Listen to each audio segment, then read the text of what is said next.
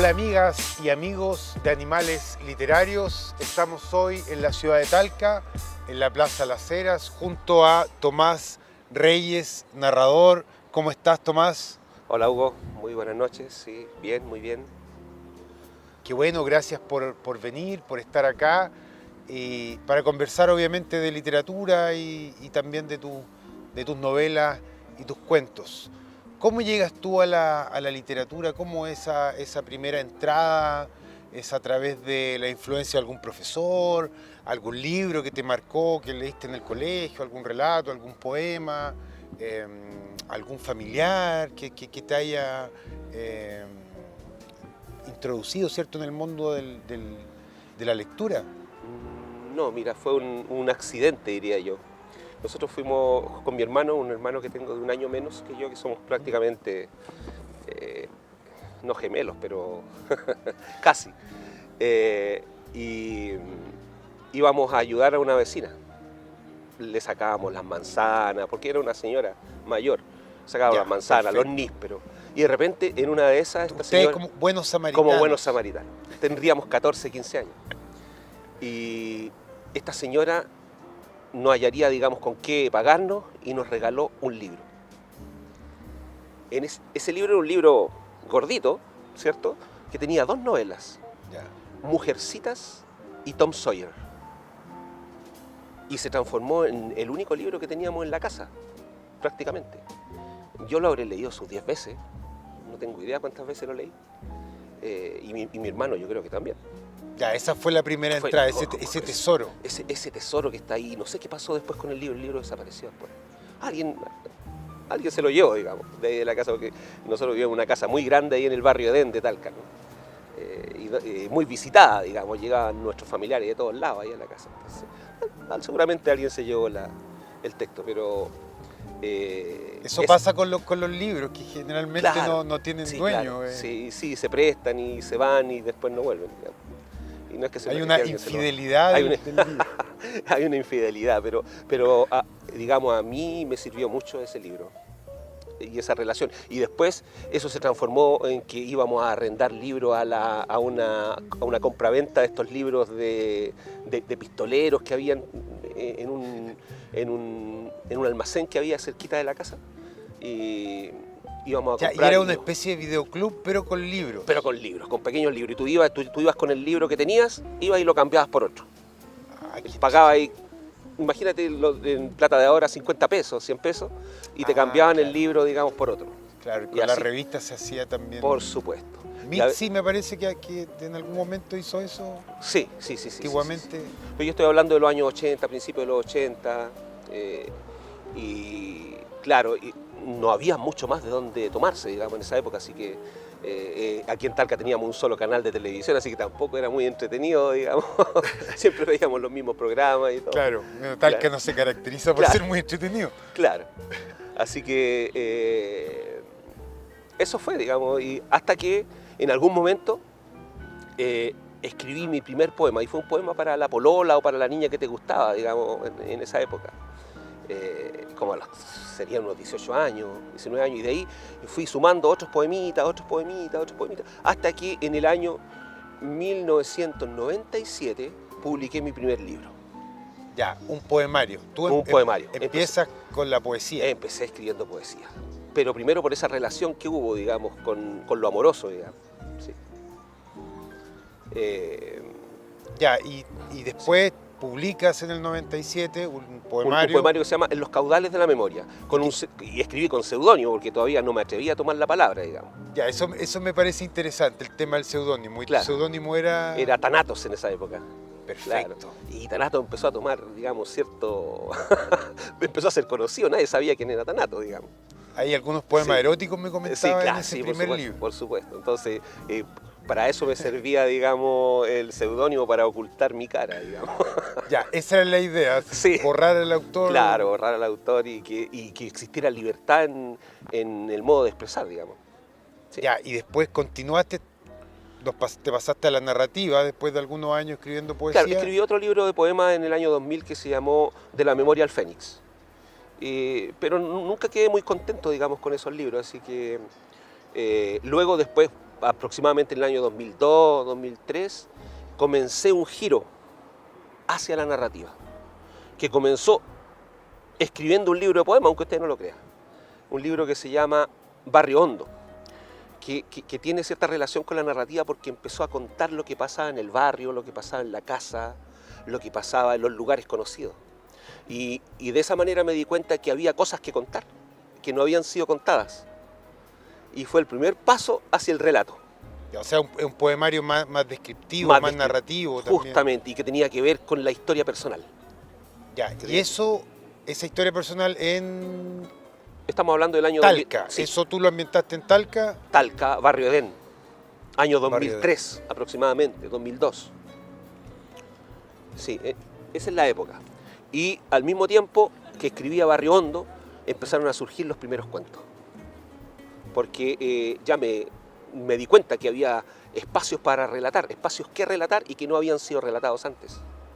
Entonces, eso me abrió, digamos, un campo interesante y decidí seguir ese túnel, digamos.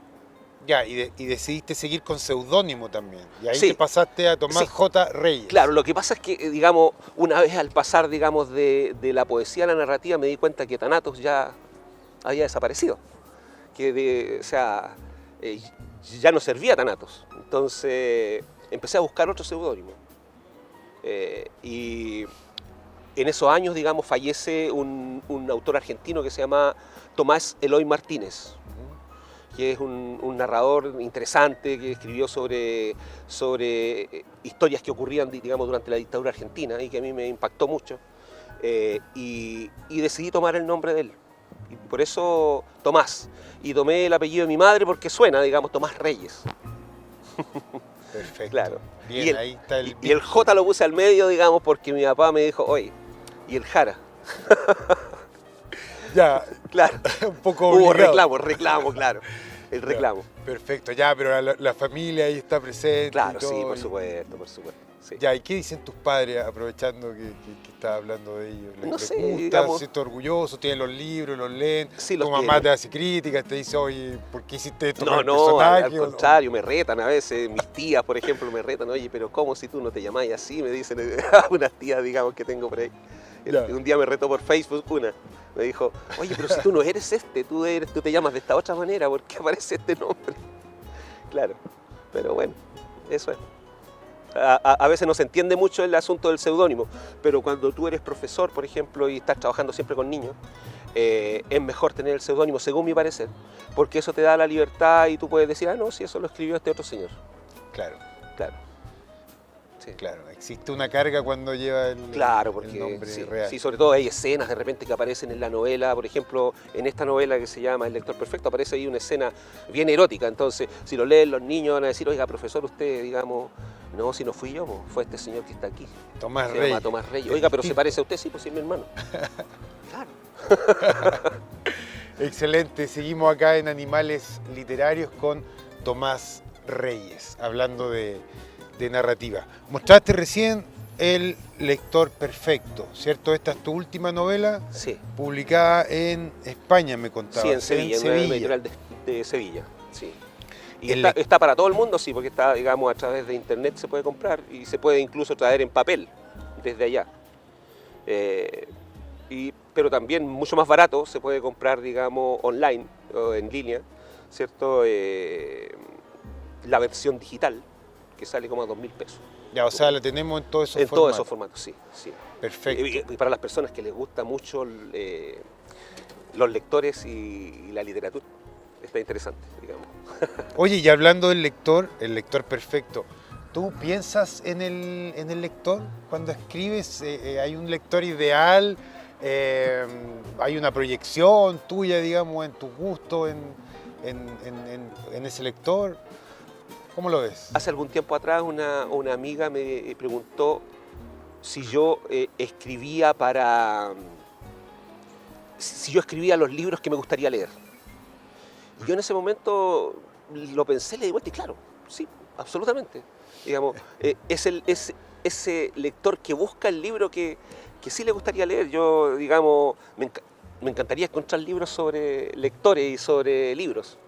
Entonces, justamente por eso, digamos, está ese libro. ¿Mm? Claro.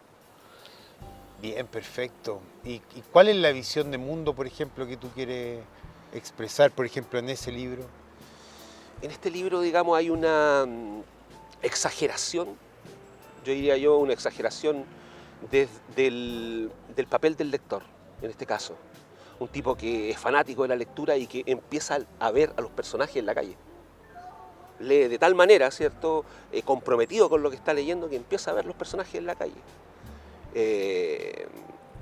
Pero al mismo tiempo, que es un poco loco el tipo, ¿Mm? es muy lúcido para interpretar las cosas, para, digamos, observar, para muy ético, digamos, en su actuar, muy ético. Entonces, yo creo que detrás de mi literatura está eso, la ética. Oye, y en relación a eso, tú al construir un personaje, más o menos, pretendes que el lector se encariñe de alguna forma con el personaje, con el protagonista, o desarrolla un personaje neutro, digamos, al cual no le tenemos ni cariño, ni aprecio, ni tampoco lo odiamos. O construyes personajes que son detestables, por ejemplo. No, a mí me tiene que apasionar. A mí me tiene que apasionar el personaje y me tiene que apasionar la historia, si no, no la escribo, me aburriría, digamos. Entonces, yo parto porque este personaje, digamos, el del lector perfecto, por ejemplo, me apasiona, digamos, porque a mí mismo me apasiona la lectura. Entonces, ese es el punto de partida. Si a uno le apasiona la historia y le apasiona el personaje construido y la vida de este personaje, entonces uno va, digamos, por un camino abierto para poder avanzar en lo que está escribiendo y no te aburre.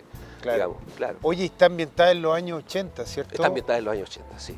¿Y eso es algo nostálgico del autor que yo creo que sí, está porque, en su memoria, su recuerdo? claro, está ambientado en los años 80, en la época de la universidad. Allí es donde está el lector, digamos, en su parte más fundamental del relato. Y los años 80 sí son hermosos en ese sentido, y por la lucha también con la dictadura. Aquí está un poquito eso, pero no es una novela política directamente esta. Es una novela, digamos, que en su entorno y en su contexto toca también el tema político, pero no es una novela política, directamente quiero decir. Directamente, claro, el protagonista tiene su ideología determinada y todo aquello.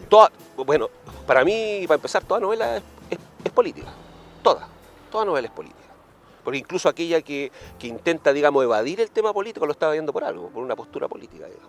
Entonces, esta no intenta evadir el tema político ni en las novelas que yo escribo, pero tampoco hasta ahora, digamos, han querido ser novelas directamente políticas, quiero decir. Bien, oye, y por ejemplo los contextos, el tema de Talca, el tema del campo, ¿son parte también de los escenarios donde se desenvuelven los personajes de tus novelas? Claro, ¿O de tus siempre. cuentos? Casi todas las novelas mías tienen el contexto de Talca, todas ocurren acá. Por facilidad, digamos, es más fácil para mí relatar, digamos, las cosas que ocurren en las calles de Talca, que son calles que conozco, son ambientes que conozco, y me es más fácil, y me parece también que es más honesto escribir sobre lo que uno conoce y lo que uno ha vivido.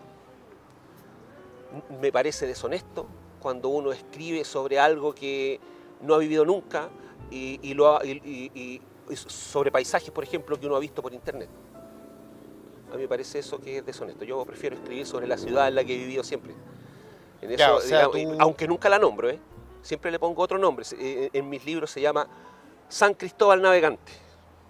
Pero San Cristóbal Navegante es un Talca de ensueño, un Talca de... utópico. De pesadilla a veces. A veces es un Talca de pesadilla y a veces es un Talca de sueño. Sí. Pero siempre son las calles, ¿cuánto que se llama? Los paisajes talquinos, los que aparecen, sí.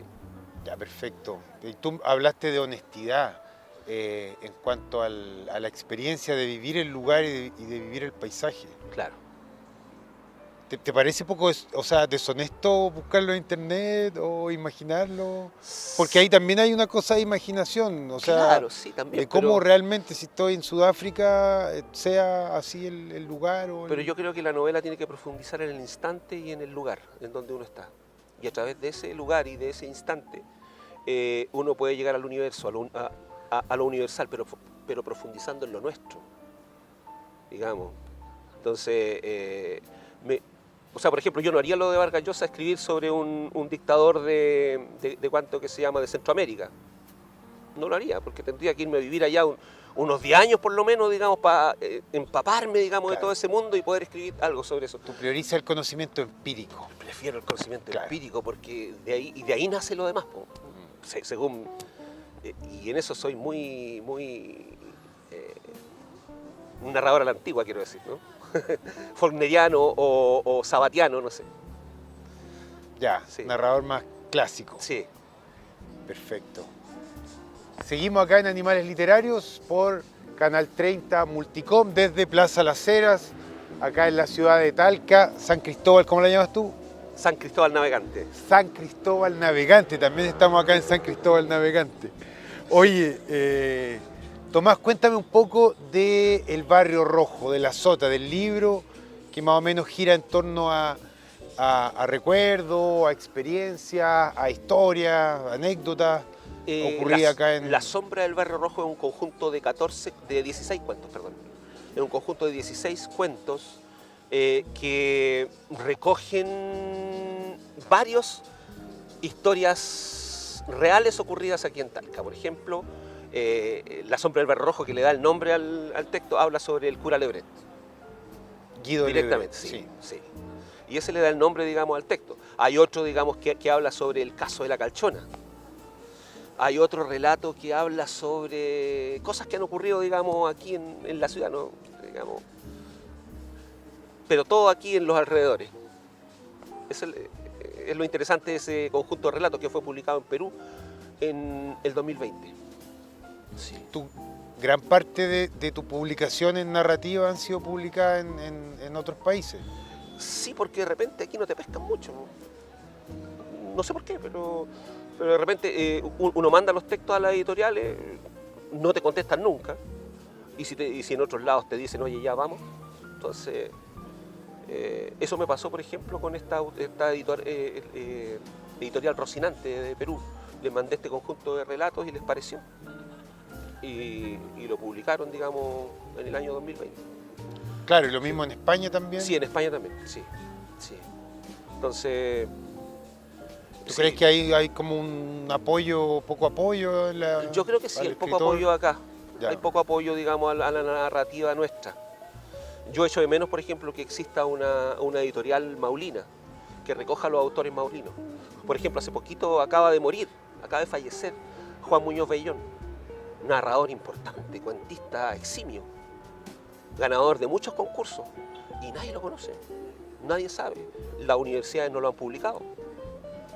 Eso me parece raro a mí, que esperemos, digamos, que fallezca, digamos, un autor para que recién... Ahora, es muy probable que en unos meses más alguien diga, oye, voy a publicar los cuentos de Juan Muñoz Bellón, pero en vida no lo reconocimos. Claro, ese es el gran Claro, problema. un problema, pues, grave. Claro, y como dices tú, claro, quizá hay una deuda también de las universidades con no mirar tanto para afuera, sino que también mirar un poco lo que pasa acá y apoyar a los escritores de acá. Claro, sí. Yo creo que hay escritores, digamos, que ya tienen un bagaje suficiente como para ser apoyados por las entidades universitarias que tenemos, creo yo. Así que no lo digo solo por mí, hay otros. Y hablando de otros, ¿qué narradores destacarías tú acá de la región? Bueno, a los que yo he leído, digamos, con algún... Bueno, el mismo Juan Muñoz Bellón, que acaba de fallecer, digamos, es un cuentista eximio, como decía, que profundiza en su lugar de vida, que muchos de sus relatos están en el Barrio Edén, donde él se crió y vivió y falleció ahí mismo. Entonces, él me parece un narrador a leer. Cato Ramone, me parece también un buen narrador, cuentista y novelista, buenísimo, y con reconocimiento nacional también. Eso fundamentalmente. Eso. Esos autores. Sí. Sí, porque hay bastantes poetas acá. Sí, sí. Poeta, bueno, en poesía se puede reconocer a muchos más, digamos, porque digamos, la poesía es un... hace algunos años participé en un encuentro internacional de poemas, de poesías, o de poetas, digamos, y unos poetas ecuatorianos, bolivianos, estaban muy sorprendidos que en Chile hubieran tantos poetas. Tanto Y poeta. buenos poetas, digamos, estaban muy sorprendidos. Cualquier poeta de estos, me decían, podría ser el primer poeta de Bolivia o el primer poeta de Ecuador. Porque, digamos, acá es mucho, digamos, está muy desarrollada la poesía en Chile. Ya, eso me comentaba que también fue uno de los puntos que te obligó o digamos que te motivó a cambiarte de la poesía a la narrativa. Claro, Como, porque pensé que podía aportar también desde el lado de la narrativa. Pensé que, y también me di cuenta que tenía algo que contar, digamos, que no eran solo sonidos, que no era ritmo, no eran solo sensaciones, que la poesía, digamos, puede incluso ser solamente sensaciones, sueños. Me di cuenta que sí tenía algo que contar, que había historias allí, en el barrio, en la ciudad de Talca, en los ¿cuánto que se llama? En los tugurios. Entonces decidí dar el paso hacia la narrativa cuando me di cuenta de eso. Que había muchas cosas que no habían sido contadas y no habían sido narradas y que no había nadie que lo estaba haciendo. Entonces, el tomar ese lugar, el ubicarme en ese lugar, yo creo que me ayudó a ir desarrollando más y mejor, digamos, lo que he hecho hasta ahora. ya, decidiste tomar ese lugar Sí, entonces que sí, estaba ahí. sí, sí. Y en esos sentidos, digamos, le hice la competencia a Juan Muñoz, pues. Claro. Así que peleábamos siempre por el asunto. Claro, Ya, era un clásico ahí. claro, sí. Los dos de la Villa Edén. Los dos éramos de ahí del Edén. Claro, entonces discutíamos, peleábamos a veces también, profundamente, porque, digamos, teníamos visiones distintas. Él era anterior que yo, tiene 20, 30 años más que yo, entonces tenía otra visión del lugar, otra visión. Bien, seguimos acá en la ciudad de Talca, junto a Tomás Reyes, conversando sobre narrativa, sobre la ciudad de Talca también, sobre escritores. ¿Cómo ves tú la teoría de Roland Barthes, ese ensayo que tiene sobre la muerte del autor? Tú que ocupas seudónimos, ¿cierto? Y también de alguna forma tratas de anular al autor. Sí, yo pienso que uno, o sea, por ejemplo, si uno habla de Cervantes, uno podría, digamos, uno no sabe quién es Cervantes. Uno recibe en las manos el Quijote y lee el Quijote y esa es la manera que tiene de relacionarse con el autor. En el fondo no sabe nada, no sabe, digamos, si tuvo algún problema con su esposa, si la golpeaba, si tenía algún otro tipo de drama, si era medio loco. No. Sabemos poco de Cervantes, pero tenemos el Quijote. Yo pienso que la obra es lo más importante y en ese sentido estoy en contra, por ejemplo, de los juicios que se hacen contra Neruda, por ejemplo. Que no sé, que la hija, que no sé qué otra cosa, que maltrataba, que no sé... Bueno, es posible, es posible. Digamos, él vivió en otra época, en una época en donde eso a lo mejor era más permitido. No sé si estoy haciendo un... Claro, no, sí, claro, entiendo. era una época, digamos, Neruda, en que eso gran estaba como ejemplo. así, bajo tierra, digamos, bajo la alfombra, ¿cierto? Pero yo rescato la obra nerudiana. Yo rescato, por ejemplo, Altura de Machu Picchu, rescato la obra nerudiana. Me parece el mayor poeta de habla hispana, pero lejos, por pateadura. Lejos. Eso, entonces, para mí el autor, digamos, la obra está por sobre el autor, porque el autor muere, el autor es de carne y hueso, se transforma en polvo, se transforma en gusanos y la obra queda. Y en ese sentido, ¿qué esperas tú de tu obra en 10, en 15, en 20, en 30, en 100, en 1000 años más? Ojalá algún cuento quede, ojalá algún poema quede, ojalá. Pero sabemos, digamos, desde que escuchamos a Bolaño en aquella entrevista tan famosa, que de cada generación de autores quedan unos poquitos, 2 o 3, de cientos que hay. Entonces es muy poco. Y si recordamos, por ejemplo, de los poetas que habían a principios del siglo XX, Tal vez yo recuerdo a Carlos Peso Abel y su tarde en el hospital. Sí. Recuerdo a, no sé, al Moure, me parece que se llama otro tipo. Y así, y 3 o 4 más. No hay más. Entonces, queda muy poquito, digamos, de cada generación de autores, de poetas o de narradores. Entonces, si alguna página queda de nosotros, qué bueno. Si algún poema queda, qué bueno. Eso es. Perfecto. Bien, gracias Tomás. Seguimos acá en Animales Literarios.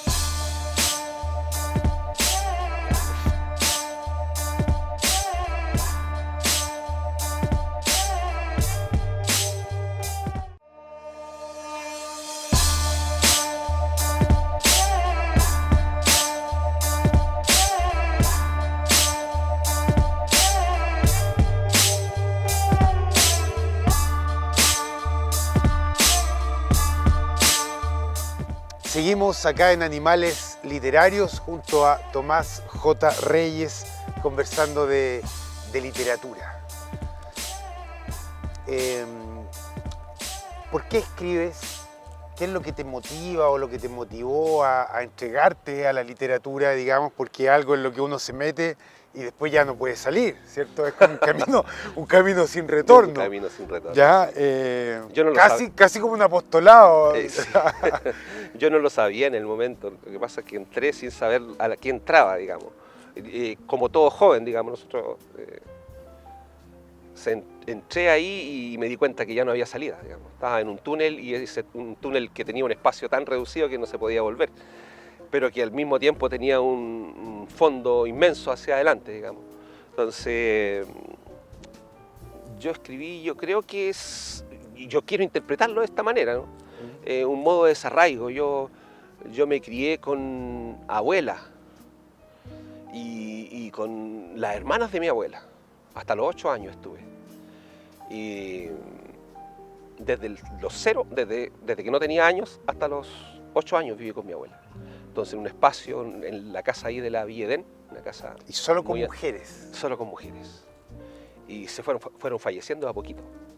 Entonces ese espacio, ese tiempo, ese lugar, ese haber vivido una época que no era la mía, me desarraigó, yo creo. Y después nunca más estuve en mi casa. Y después me empecé a dar cuenta porque me cambiaba de casa cada 2 años, cada 3 años me cambiaba de casa y no me daba cuenta de que había un desarraigo detrás, un no sentirse en el lugar de donde uno es. Y yo creo que la literatura fue como una manera de volver a encontrar el lugar donde había crecido y donde había vivido cuando niño. Que es una especie de retorno, entonces. Sí, una especie de retorno. De hecho, aparecen en muchos de mis trabajos, aparecen esa casa vieja, antigua, esos pasadizos, esas bodegas que habían al fondo, una casa inmensa. Para un niño. Casa estilo José Donoso, como sí, la claro, que salen en esas las casas novelas de antiguas Donoso. que tienen bodega atrás, tenían hasta unas pesebreras. Adobe. Donde mis abuelos, mis bisabuelos tenían sus caballos y todo. Entonces, no, era un espacio. Y uno paseaba por ahí cuando chico, 5 años, a mí me parecía un laberinto inmenso, digamos. Sí, me recordó a Henry Miller el tema del desarraigo, que él también había un desarraigo hacia la familia, ya claro. Por ejemplo en los trópicos, en el trópico de Cáncer, en el trópico de Capricornio, claro. Que anda vagando por acá, por allá, y ahí también está el tema de la escritura. Claro, y no es algo que uno maneje, sino que es algo que se da y uno de repente no lo puede manejar, digamos, es algo que está ahí. Como sustrato, digamos. Como sustrato. Sí. Tú escribes novelas breves, pero también escribes novelas de 500 páginas. Sí. ¿Cierto? Y empezaste escribiendo poesía, que también es una síntesis, ¿cierto? Sí. Mucho más breve. Sí. ¿Cómo sabes cuándo una novela breve o va a ser una novela de 500 páginas? ¿Eso ya lo tienes planificado? ¿O en el camino más o menos vas viendo y vas diciendo, oye, a esto le puedo dar mucho más, o puedo meter más personajes, o puedo profundizar en esto? Yo creo que la historia misma te va llevando, porque uno tiene un plan de repente.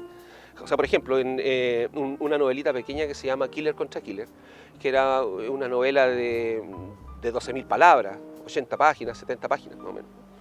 esa estaba planificada como un cuento. Era un pequeño cuento que partió de un crimen que ocurrió en Curepto hace 20 años atrás. Pero nunca lo pude terminar como cuento.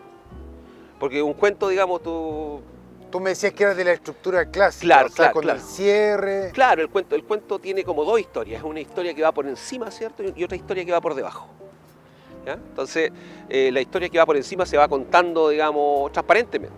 Y hay una historia que va por debajo, ¿cierto? Y que aparece al final normalmente, y cuando el cuento tiene un final sorpresivo, ¿cierto? Pero la idea de todo final de cuento, que sea sorpresivo. Claro. Y supuestamente aparece la historia, digamos, que va por debajo, en la superficie. Pero esta historia no tenía, digamos, historia por debajo. Entonces, por eso no la pude terminar. Pero le fueron apareciendo voces, otras voces por alrededor, hasta que se transformó en una pequeña novela. Entonces, si tú te das cuenta, y el personaje me fue llevando por otros caminos diferentes a los que yo había planificado en un principio. Entonces, a veces los personajes van tomando su propia vida y uno tiene que seguirlo, Entregarse ahí al personaje. Claro. Entonces, por ejemplo, ahora, dentro de poquito va a salir una novela grande, como decías tú, más o menos 500 páginas, pero yo nunca la planifiqué de 500 páginas, digamos. Fueron apareciendo brazos y se transformó en una novela arriba. Entonces, eso. Como dice la canción de Drexler, ¿la trama o el desenlace? ¿A qué le das más importancia en tu narrativa? Yo creo que las dos cosas. No hay, digamos... A veces tengo un final planeado y tengo un plan, digamos, y eso se trastoca en el camino. El personaje... por ejemplo, uno tiene planeada que el personaje va a morir y de repente se resiste y de repente no muere al final. Y eso me ha pasado ya una, dos veces, varias veces. Que el personaje, digamos, toma su propia vida y se va por otro camino. Y a veces uno tiene que seguirlo. Por eso te decía, eso es... Y por lo mismo, a veces, sobre todo en la novela, el personaje es muy importante. En cambio, en el relato, en el cuento breve, la estructura sí es la que manda, porque tiene una estructura así como cerrada, digamos, y que uno tiene que cumplirla, y si no se cumple, digamos, el cuento queda mal hecho, digamos. Ya, pero entonces, en ese caso, tú estarías en contra de los finales abiertos. Ponte tú, yo a mi estudiante de pedagogía de la universidad, pedagogía del lenguaje, leyeron un cuento de Bolaño, Buba. Ya, porque yo quería que leyeran literatura contemporánea con finales abiertos, sí. ¿Ya? Donde lo que más importa es la trama o el argumento o las cosas que pasan, sí. Y que también son como dos historias las que van. Y claro, una de mis estudiantes indignada me llegó y me dijo, profesor, pero ¿dónde está? ¿Cómo termina así el cuento? ¿Ya? ¿Qué pasa? Yo, no, pero sí, el final abierto, literatura contemporánea, Bolaño, le dije yo, esa era la idea, que usted también pueda leer eso para después enseñarle a sus alumnos. No, pero es que a mí me gusta la estructura del cuento con un cierre. Sí, ¿ya? A mí también me gusta con un cierre. Sí, Ya, me gusta el cuento más clásico, sí. Cerrado. Más clásico, sí. Sí, me gusta el cuento. Ya, pero aunque ¿qué te pasa cuando lees a Bolaño y lees estos finales? Igual. O sea, a mí me es más fácil escribir, digamos, a pesar de que el cuento yo lo encuentro muy difícil, que para mí el género más difícil, el cuento, porque yo he escrito poesía, he escrito novela y cuento, y para mí el género más difícil lejos es el cuento. Porque es justamente una estructura que hay que llenar y que a veces, digamos, cuesta mucho.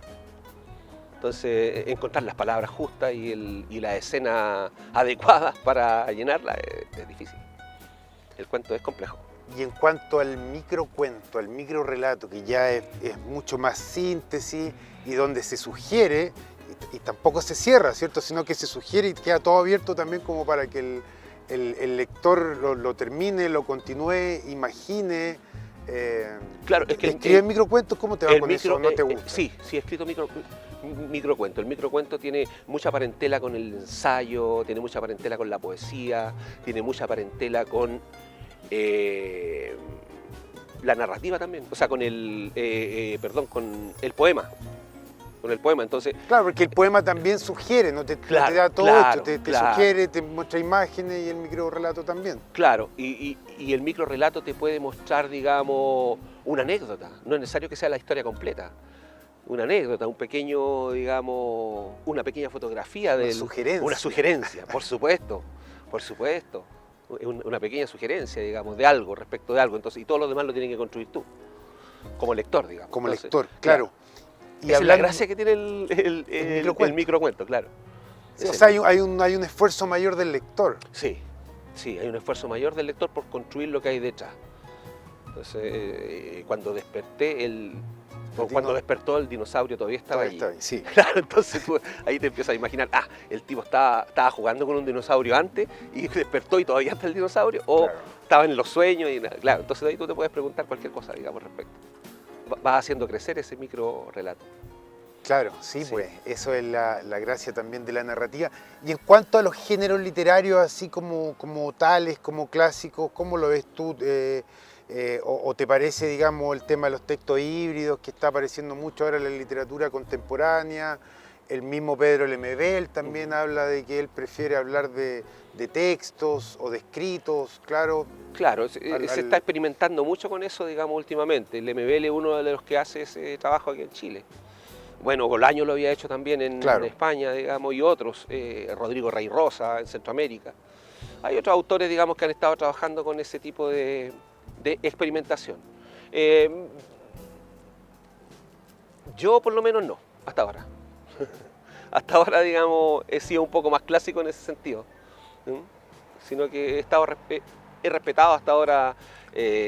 Tú eres de los clásicos contemporáneos, los como clásicos, conversábamos, sí. de los Sí, escritores sí, rusos. Sí, Sí, yo soy follneriano, leo William uno Faulkner, de mis ya. autores Los favoritos. norteamericanos te gustan. Faulkner, Hemingway. Hemingway, sí. Sí, Faulkner, Hemingway. Bueno, también los rusos, también Dostoyevsky,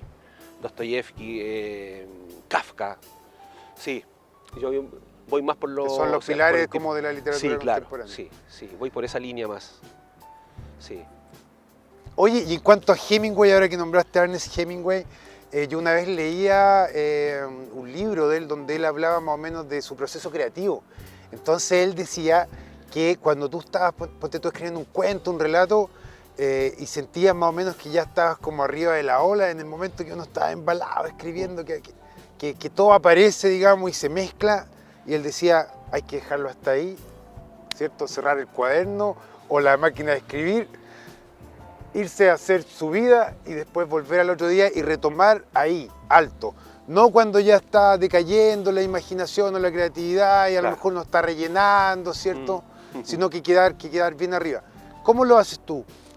No creo que escribas de una a 500 páginas, ¿cierto? No. Pero eres metódico, vas todos los días, todas las mañanas. ¿Cómo lo haces con el Sí, tiempo? en las mañanas tempranísimo, los fines de semana, porque yo trabajo como cualquier cristiano, digamos, de este país. Trabajo todos los días, de lunes a viernes. Entonces, los fines de semana trabajo desde las 6 de la mañana hasta las 11 de la mañana, más o menos. Sábado y domingo. Y los festivos, y a veces un ratito en la noche cuando llego y estoy lúcido aún, Y hay un no tan poco de cansado, tiempo, y ya. alcanzo a revisar algo, alcanzo a planificar algo. Puede ser. Ya, pero la mañana es el tiempo que te Pero en la toma mañana, más sí, lúcido. en la mañana, y- sí, en la mañana. En la mañana con un cafecito caliente, con un matecito. Ya. Sí, sobre todo en este tiempo de invierno se presta mucho más para este tipo de cosas. Ya, ¿y tú cómo lo haces? ¿Tienes un cuaderno? ¿Lo haces directamente en el computador? Por ejemplo, una vez yo escuchaba que Germán Marín, él contaba que tenía de esos cuadernos triples, ¿ya? Claro. Y ahí, ponte tú, ya iba colocando, ponte tú, la ambientación o la escenografía, los lugares. En la otra parte armaba la psicología de los personajes. En otra parte las situaciones que iban a ir ocurriendo. En otra parte la descripción. Claro, no. O acá es todo, digamos... No, va bueno, en el junto. caso mío hay muchas maneras de hacerlo. Hay tipos que planifican todo hasta el último detalle y otros que no. Yo soy un poquito más de brújula. Un poquito más de brújula. Yo, digamos, hago un plan, sí, inicial. Hago un plan inicial general. Pero como una brújula, como algo que me va guiando. Y de ahí dejo libre a los personajes en el caso de la novela. En el caso de la novela es así. Trato de construir a los personajes lo más cercano posible a lo que se me ocurra. Trato de encontrar los parecidos con algún amigo, alguna persona que conozco. Eso es importante, digamos, y luego lo dejo andar. Lo dejo andar, pero siempre con un plan general. Un plan general. Siempre hay un plan Sí, general. siempre hay un plan general, bastante general para que, digamos, no saber con tanta exactitud para dónde va. Claro. Dejarlo un poquito libre. Siempre leía yo, escuché, digamos, el comentario de García Márquez respecto de Cortázar.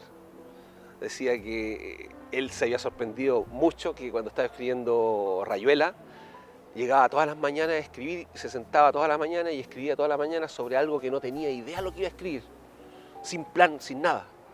Y uno parece que cuando lee Rayuela que todo está como muy bien delineado, Sí, como todo muy bien construido. Una arquitectura ahí en Claro, torno y el tipo escribía, digamos, así, de manera libre. de manera libre, extraordinaria.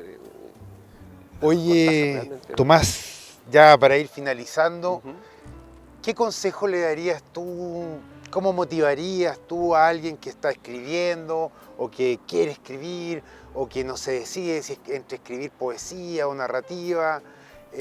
¿Cómo lo motivaría a alguien que está en estos momentos viéndonos por las pantallas de Canal 30 Multicom? Primero la lectura, yo creo que la lectura es fundamental. El escritor que no lee no es escritor, digamos. Entonces, la lectura y por ahí buscar el camino que uno tiene. Digamos, a través de la lectura uno va encontrando los caminos, creo yo. También con las sensaciones que uno tiene de repente. A veces cuando uno tiene algo que contar, cuando tiene historias, cuando tiene lugares que describir, está más cercano a la narrativa. Y si uno, por ejemplo, ve historias enteras, se le aparece la historia completa, uno es más cuentista. En cambio, si se le aparecen más personajes, uno va por el lado de la novela. Tú para poder escribir un cuento tienes que tener toda la historia antes. Claro. Y de ahí inventa el tono y todo lo demás, o el narrador, pero tienes que tener toda la historia previa para el cuento. En cambio, en la novela no es tan así. Entonces, es más el personaje. Es más el personaje que tú lo echas a andar, digamos. Claro. Entonces, pero fundamentalmente yo los invitaría a leer, que fuéramos a leer, que empezaran leyendo cositas pequeñas, pequeños textos, y después, digamos, agrandándose. Sí. Y de acuerdo a los mundos narrados posibles, en tu narrativa, prima el mundo cotidiano, por ejemplo. Sí, yo creo que yo hablo de las cosas que he vivido siempre de las cosas que he vivido, los lugares en los que he estado.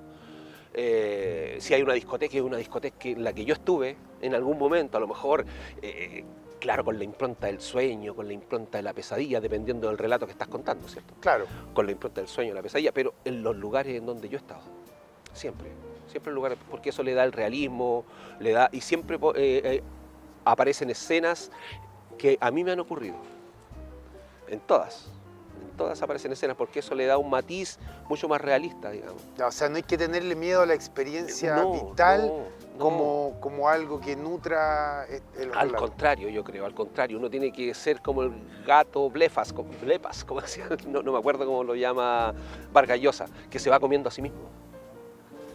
En el sentido de que vamos comiendo nuestra propia experiencia, digamos, ahí va apareciendo, entre líneas, por supuesto, está apareciendo siempre nuestra experiencia.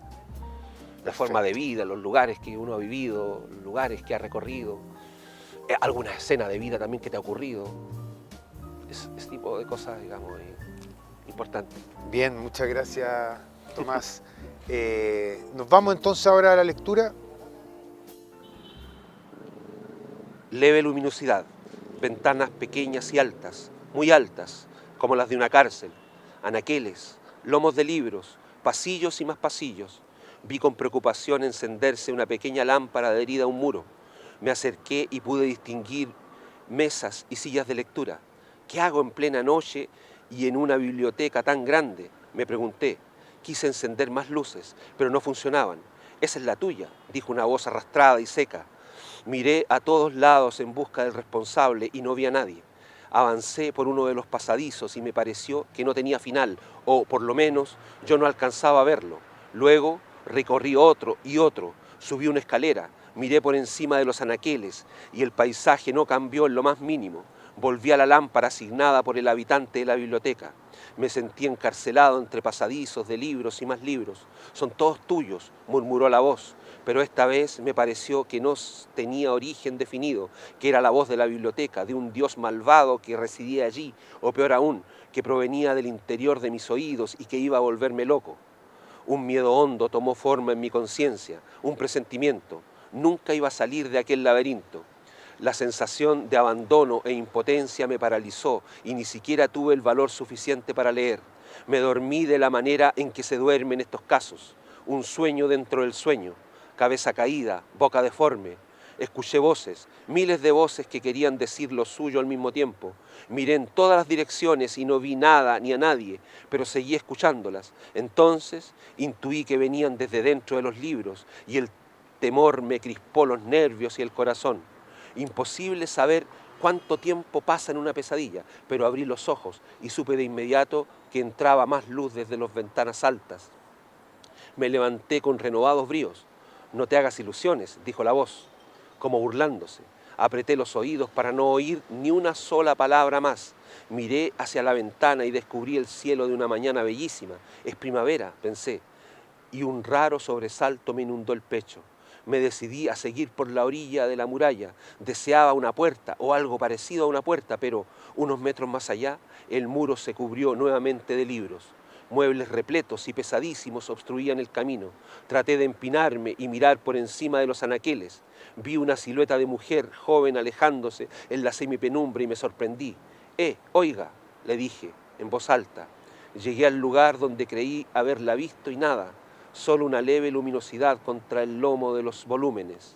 Acto seguido, inicié una caminata por los pasillos sin pensar en nada, como reconociendo el territorio o fabricando mi propia resignación. Decidí volver a la lámpara, escoger un libro al azar y lanzarme a la lectura infinita. Escocían las fosas nasales y la garganta. 20 o 30 defendíamos la barricada, unos cuantos neumáticos quemándose frente a la puerta de la universidad. Por primera vez me sentí un defensor de Troya asediada. Llegaron 2 micros con policías y salieron más estudiantes a defender la posición. Escuché lacrimógenas cortar el aire y golpear seco contra los muros. Yo sabía que soñaba, era imposible que estuviese participando en la batalla. Dueño de aquella lucidez, palpé a mis anchas y como por última vez, la dureza de las piedras que tiraba. Oí con cierto apego el silbido de los balines. Un vehículo policial se lanzó a toda marcha contra la fogata. Pedazos de neumáticos volaron en diversas direcciones. Camionetas osadas y veloces atravesaban las nubes de humo denso. Las fuerzas especiales saltaban encima de los muchachos que corrían enloquecidos. La consigna, patear hasta que las botas se empaparan de sudor y sangre. Los policías, en mi caso, saltaron del vehículo un poco antes, lo que me dio unos cuantos metros de ventaja. Divisé un levantamiento suave del terreno junto al muro. Vino el salto, el golpe contra el filo de la muralla y la caída calculada hacia el patio Los Castaños. La escapada fue milagrosa y como para cerrar el relato, pero los sueños no responden a lógica narrativa alguna y aparecí andando por una calle que solía recorrer camino a casa. Llevaba una mochila repleta de panfletos y pintura en spray. El cielo del atardecer oscurecía con rapidez inusitada. El señor del telón pretendía dejarlo caer de golpe y sin aviso. Escuché un rugido a 2 palmos y se me erizó la piel al ver la patrulla de carabineros que rodaba despacito por la calle, siguiéndome de cerca. En las pisaderas iban 3 policías esperando el primer movimiento en falso para caerme encima. Si me atrapan así, ni siquiera el dinero me quita unos cuantos años en la cárcel, pensé. Pero no era una posición ventajosa ni el momento preciso para correr.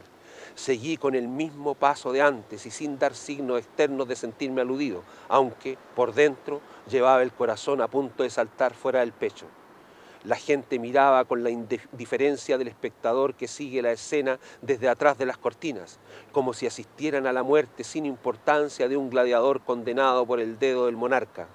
Yo seguía escuchando el ronroneo cerca, muy cerca, casi en el oído.